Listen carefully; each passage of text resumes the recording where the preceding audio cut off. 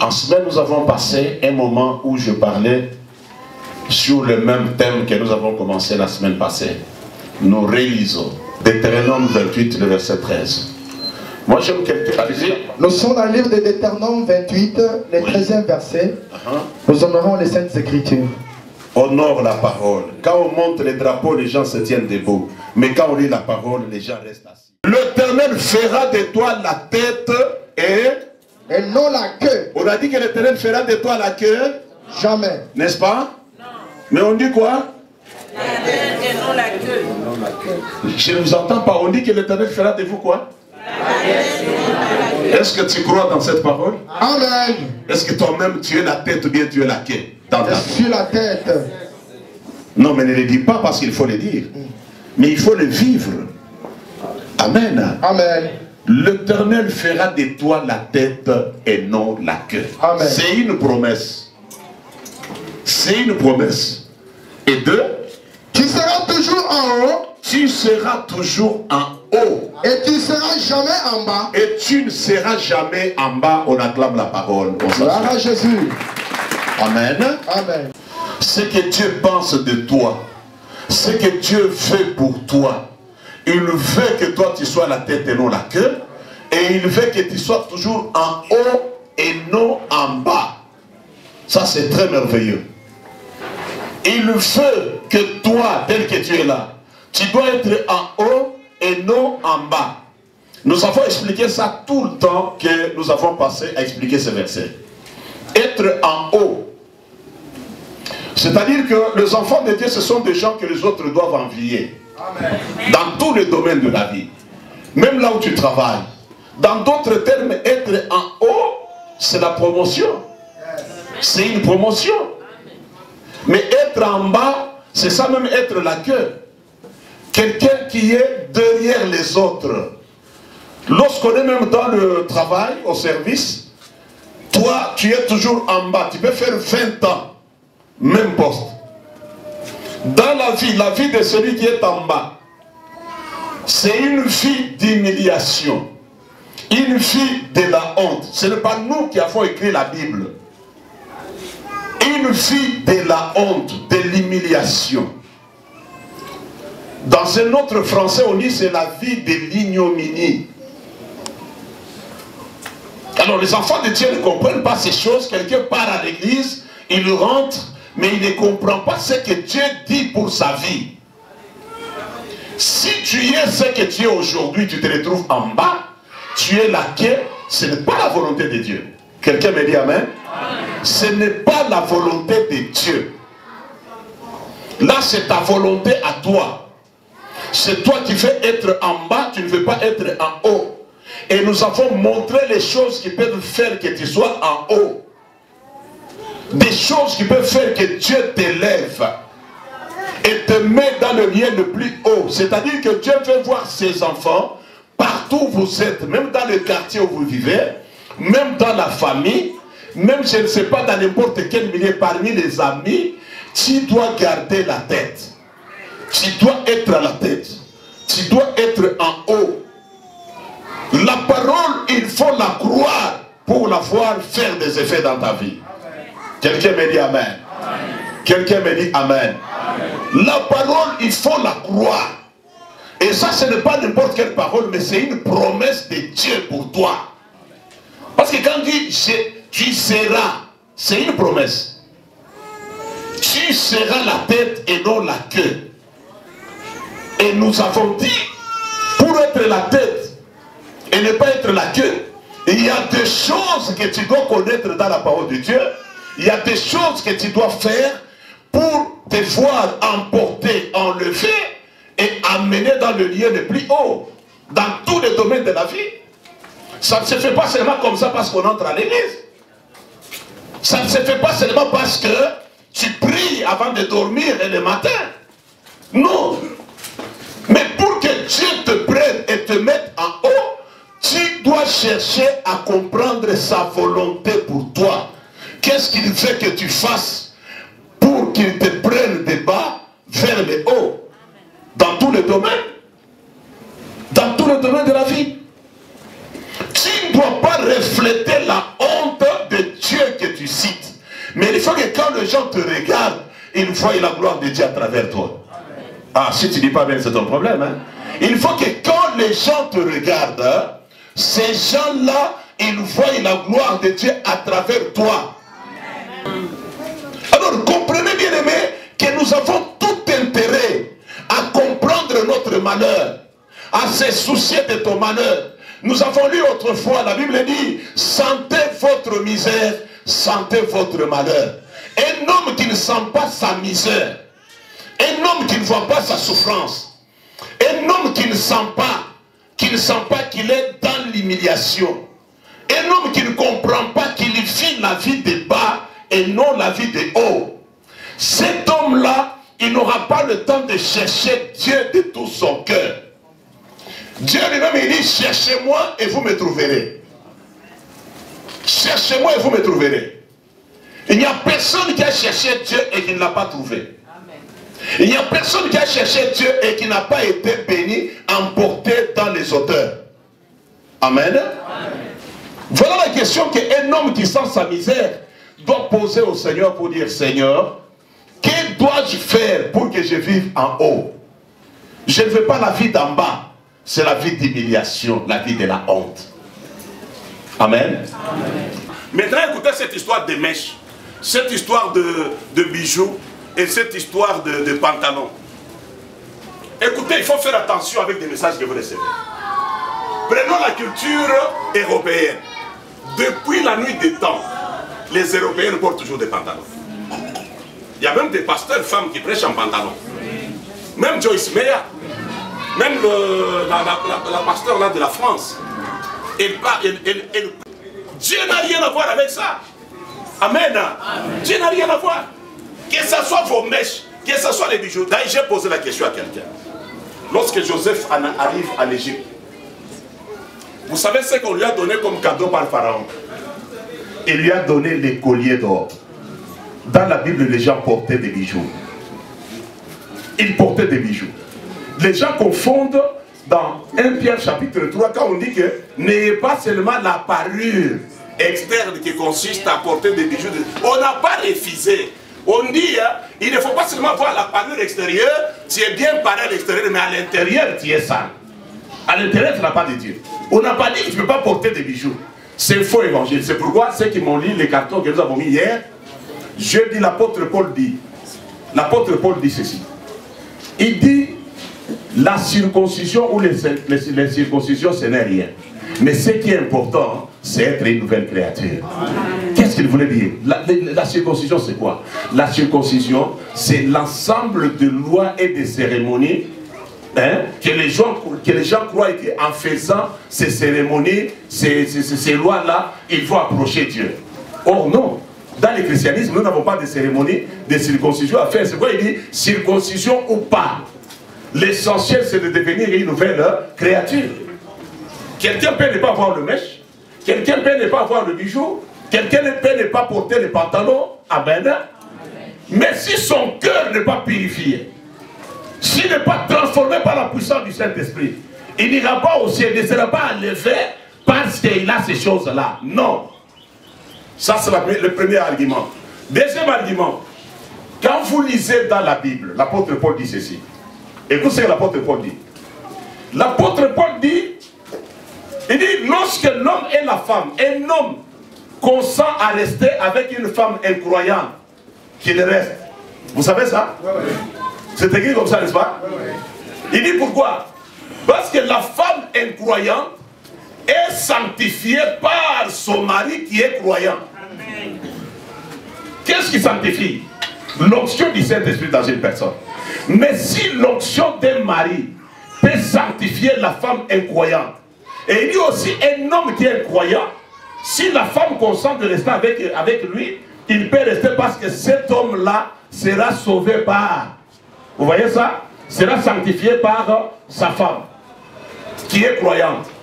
Mais à combien plus forte raison, si un homme croyant peut sanctifier sa femme incroyante, à combien plus forte raison, l'onction qui est en toi, les mèches que tu portes et tout ce que tu portes là, ça ne peut pas être sanctifié par ce que tu es devant Dieu.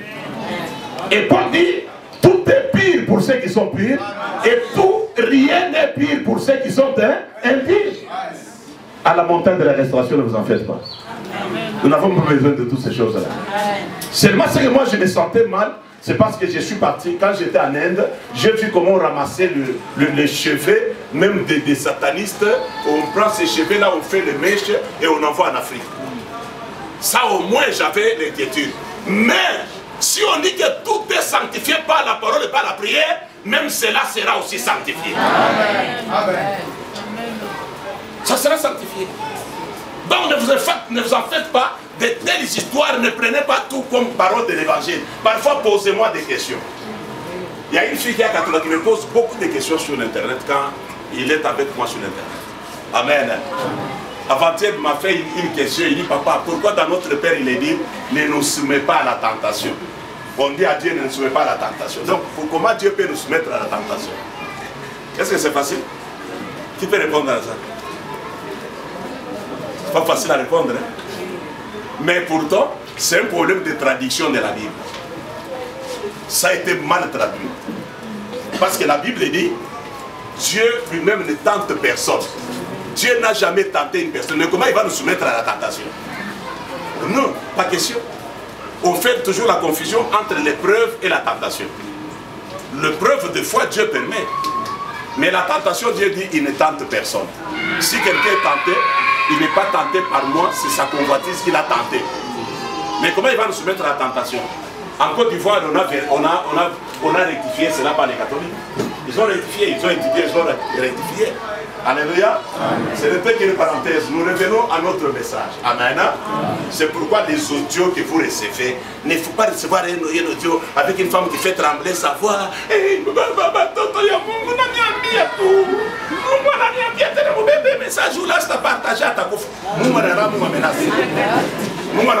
Dieu, sa volonté que toi tu sois en haut et que tu ne sois pas en bas. Quelqu'un me dit amen. Amen. Je répète, Dieu veut que tu sois en haut dans les affaires, que tu sois en haut dans ton mariage, que tu sois en haut là où tu travailles, mais que tu ne sois pas en bas. Alors nous avons lu un verset qui nous montre qu'est-ce qu'il faut faire. C'est la question. Qu'est-ce qu'il faut faire pour vivre en haut et ne pas être en bas dans notre vie. Amen. Amen. Nous avons déjà donné beaucoup de solutions. Nous avons donné beaucoup d'écritures. Mais j'ai 3 éléments à vous donner, à partager avec vous ce matin. Nous prenons...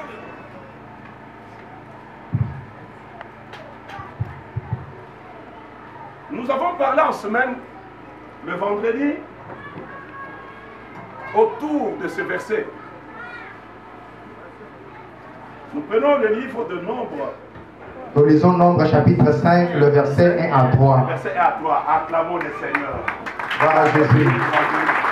Voilà une bonne évangéliste. Allez-y. L'Éternel parla à Moïse et dit. L'Éternel parla à Moïse et dit.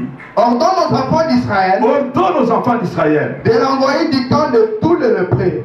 De faire quoi? De renvoyer du camp tous les lépreux. De renvoyer du camp tous les lépreux. C'est-à-dire toute personne qui est lépreux doit être renvoyé du camp. Il doit être mis hors du camp. Et quiconque a une gonorrhée, quiconque a tout ce qu'on cite là-bas, ou souillé par un mort, oui, homme ou femme, oui, vous les renverrez hors du camp. Vous les renverrez hors du camp.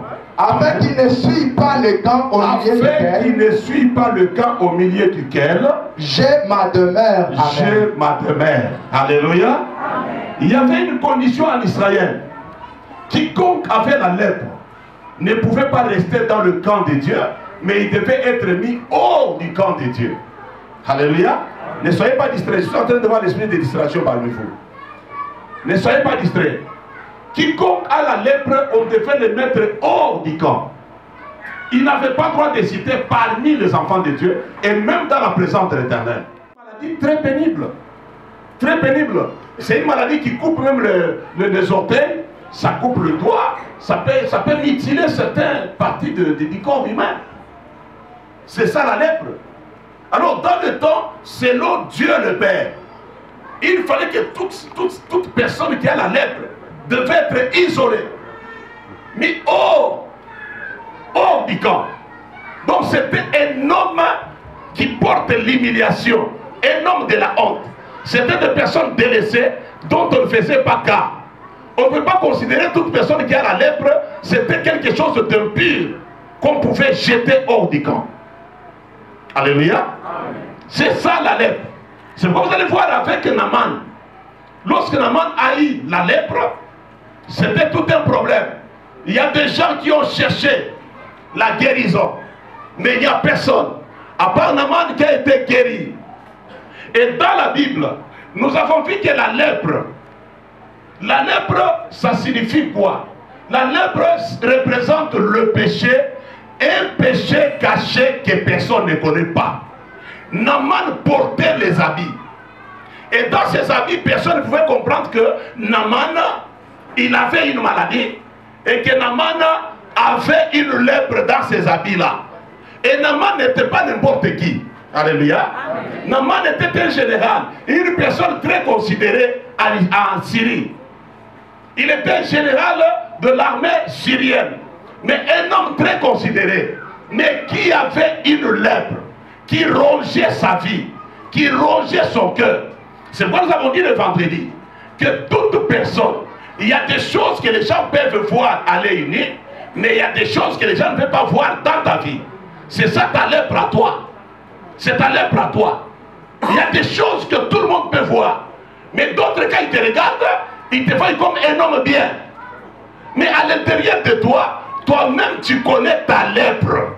Ce que tu as comme lèpre dans ta vie, toi-même tu connais ça. Il y a un péché que seul toi tu connais, que tu as tout fait, que tu ne sais pas t'en débarrasser. C'est une lèpre que tu as. C'est le symbole de la lèpre.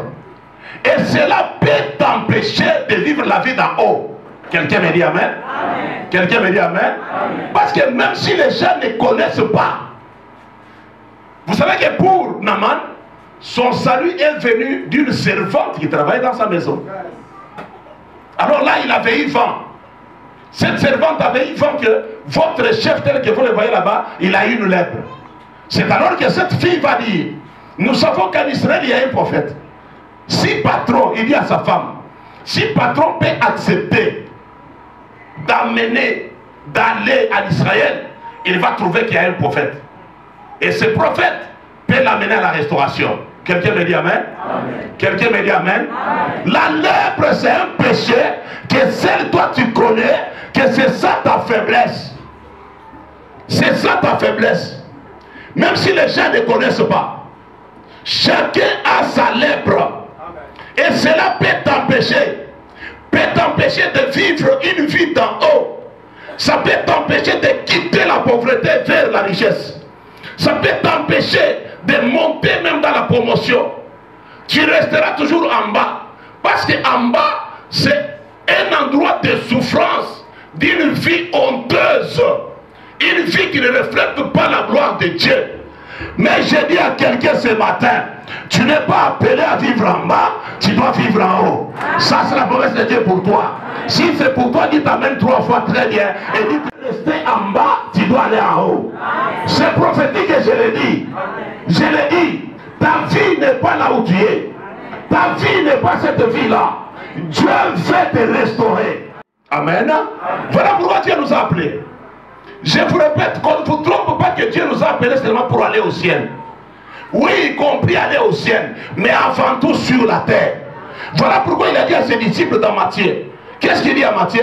Il dit, écoutez, lorsque, donc il dit, cherchez premièrement la voiture, cherchez premièrement le mariage, cherchez premièrement les voyages. Il dit non, Jésus dit, cherchez premièrement le royaume de Dieu et sa justice, et le reste vous sera donné par-dessus. Je te dis, ce reste-là c'est pour toi, c'est pour ta famille, c'est pour tous ceux-là qui vivent avec toi. Tu dois vivre le reste, la guérison, la bénédiction, les ouvertures, les opportunités, les bons travail. C'est ça le reste dont Jésus parlait. Mais il y avait une condition. Avant de toucher à ce reste-là, il faut que toi tu cherches d'abord le royaume et la justice de Dieu. Le royaume de Dieu est caché dans sa parole. Amen. Tu dois chercher le royaume de Dieu. Mais quand on a encore la lèpre, tu as une lèpre, tu as un péché dont tu ne t'es jamais repenti. pour abandonner et pour cesser avec ce péché-là, c'est une lèpre pour toi. Même si tu les fais en cachette, même si les gens ne les connaissent pas, sache que tu as une lèpre. Quels que soient les titres, Naaman avait les titres. Quels que soient les titres que tu peux avoir, quelles que soient les considérations que tu peux avoir, les gens te respectent, les gens font tout, mais aussi longtemps qu'il y a quelque chose qui domine sur toi, dans ta vie spirituelle. Quand je parle, je suis sûr que le Saint-Esprit m'accompagne ce matin. Il va transformer ta vie, il va changer ta vie. Et c'est comme ça que tu peux quitter la terre vers les hauts. Amen. Alors on dit bien que les gens de la lèpre, on les mettait hors du camp. Donc c'était des personnes qui n'étaient pas considérées. En famille, tu ne seras pas considéré. Parmi les amis, tu ne seras pas considéré. Je vous donne toujours des exemples. Vous savez, lorsqu'il y a deuil, c'est là où vous allez voir. Il y a des gens qui ont de la valeur dans un deuil. Et d'autres personnes n'ont pas la valeur. Vous le savez? Dans un deuil, il y a toujours des gens qui ont la valeur. Ce n'est pas quelqu'un qui vient seulement comme ça, même s'il a bien ciré ses souliers. Mais vous savez qu'il y a quelque chose qui m'étonne. Vous savez, en Europe, quand regardez à la télévision, vous allez voir, les pasteurs européens, américains, même quand ils prêchent, ils ne portent pas de costume. Ils sont même en t-shirt. Mais ici, chez vous, vous le verrez beaucoup de pasteurs américains. Regardez à la télévision, vous allez voir. Ils ne portent pas souvent le veste. Les pasteurs américains, européens, tu vas le voir, il est en t-shirt avec jean. Et il prêche dans une très grande assemblée. Si c'est ici chez vous, vous voyez maintenant, ça c'est quoi ça? Donc chez vous, en Afrique, pauvres que nous sommes, mais nous voulons toujours porter des costumes pour montrer que nous sommes bien. Alors dans le deuil, tu vas trouver que quand tu arrives, malgré que tu as bien ciré ton soulier, mais ta vie c'est en bas, une vie d'humiliation, tu ne seras pas considéré. Parce que quand toi tu arrives, hein, tu n'as pas la solution à rien. À rien. Toi tu arrives juste pour savoir, allez-vous faire vous gagner? Oh non, allez-vous faire nanine. Et puis tu as beaucoup de questions là, et ça fatigue même les gens. Vous voyez, ça fatigue les gens. Il est mort quand? Oh non, il est mort à 3h du matin. Tu commences même à pleurer. Ils n'ont pas besoin de pleurer. Et ils ont besoin de solutions. Même si tu pleures, ça ne leur dit rien. Toi, tu penses que tous les pleurs, ça intéresse ceux qui sont au deuil. Non. Les autres disent non, il pleure l'hypocrisie. Il n'a pas l'argent. Les autres disent il n'a pas l'argent. Il veut cacher ça dans ces pleurs-là. Et vous allez voir, lorsqu'il y a des réunions importantes, tu n'as pas de place. Mais celui que Dieu a déjà mis en haut, la personne que Dieu a élevée, il a mis en haut, il lui a donné des moyens. Lui-même, quand il arrive en retard, on dit non, non, non, ne le dérangez pas, il avait beaucoup de choses à faire. C'est lui qui ose seulement parler. Ah mais toi, depuis que le deuil, la personne est morte depuis samedi, toi tu arrives aujourd'hui. Et c'est les autres qui s'élèvent. Qui t'a permis de parler comme ça toi. Parce qu'ils savent que quand il vient, il a la solution au problème que nous avons. Même s'il vient 2 jours après. Parce que quand lui arrive, il ouvre la voiture, il y a des sacs de farine qui sortent, il y a des casiers de bière, de sucre, de ceci, il met tout ça. Après, il entre là-bas, il voit quelqu'un, le responsable d'idée, il dit, bon, est-ce que tu peux prendre un peu ça? Moi, je suis pressé, je dois rentrer au boulot. Non, non, non, non, tu dois rentrer. Non, non, non, il ne faut pas traîner. Toi, rentre, non, il n'y a pas de problème. Et vous allez voir, il libère là-bas $1000. Et là-bas partout, et on l'accompagne même. Il fait combien de minutes? 5 minutes. Mais dans 5 minutes, il a donné la solution à plusieurs problèmes. Que toi, tu vas rester là-bas de lundi à samedi. Ou pas c'est toi. Est-ce que tu ne peux pas nous aider à acheter un peu la cigarette quelque part là, tout ça? Tu n'as aucune valeur.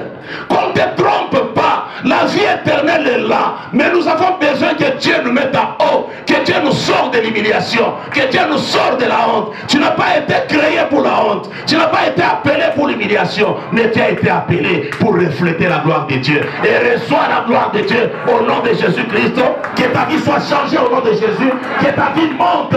Que les liens de ta vie soient coupés. Que les chaînes soient coupées. Que tu montes à une autre dimension. Que Dieu te donne la valeur. Jésus donne la valeur. Jésus donne la valeur. À ceux qui n'avaient pas la valeur, Jésus leur donne la valeur. Même toi, tu as aussi de la valeur. Demain et le lendemain, ne considère pas les jours viendront. Toi, tu dois chercher le royaume et la justice. Toi, tu dois te repentir. Cherche le Seigneur. Marche avec le Seigneur. Il va t'élever. Il va te mettre là où tu ne croyais pas être. Il est capable, Jésus-Christ est Dieu. Il est capable de changer ta vie. Il est capable de te donner ce que tu n'avais pas. Et les gens seront étonnés. Les gens, Jésus passe, il y a les traces. Là où Jésus passe, il y a le changement. Là où Jésus passe, il y a la restauration. Et là où Jésus passe, il t'emporte et te met dans le lieu des prisons. Pourquoi ne pas aimer Jésus? Pourquoi ne pas aimer Jésus? Il nous donne le vrai respect. Il nous donne l'honneur. Jésus nous donne la considération. Bien-aimé, même si on te refuse, sois béni au nom de Jésus-Christ. Que ta vie monte en haut et non en bas. Bien-aimé, Dieu nous appelle à vivre en haut et non en bas. Tu dois retenir et croire en cela. Mais le problème, regarde ta lèpre. Tu as une lèpre. Le monde t'a refusé. Le monde t'a rejeté. Dans la famille, on ne te considère pas. Mais demain, on va te considérer. Et nous avons lu dans Matthieu chapitre 8. Dans Matthieu 8, nous avons lu le verset 2. Papa, tu m'aides déjà. Matthieu 8, à partir du verset 1 à 3. 1 à 3. Écoutez. Nous lisons au nom de Jésus. Dans l'ancien temps, on chassait ceux qui avaient la lèpre. Écoutez d'abord, je vais ouvrir une parenthèse. La lèpre, nous avons dit que c'est un péché que quelqu'un cache dans sa vie, qui l'empêche de voir la gloire de Dieu. Mais deuxièmement, la lèpre peut être aussi un problème. Ça peut être aussi une maladie physique. Ça peut être aussi la pauvreté. Ça peut être aussi tout ce qu'il y a qui fait de toi un homme de honte. Un homme qui n'est pas considéré. Que Dieu change ta vie. J'ai dit que Dieu change ta vie. Que Dieu t'amène dans les hauteurs. Que Dieu te sorte de bas vers les hauts. Si tu crois, dis Amen. Et ce que je dis, c'est une proclamation. C'est une déclaration de foi. Celui qui a la foi va recevoir cela. Que Dieu te sorte de là où tu es. Que Dieu te fasse monter. Que tu ne sois pas jeté hors le camp. Même si les gens ne te considèrent pas. Je te dis que Jésus est capable. Ne t'en fais pas, Jésus est capable.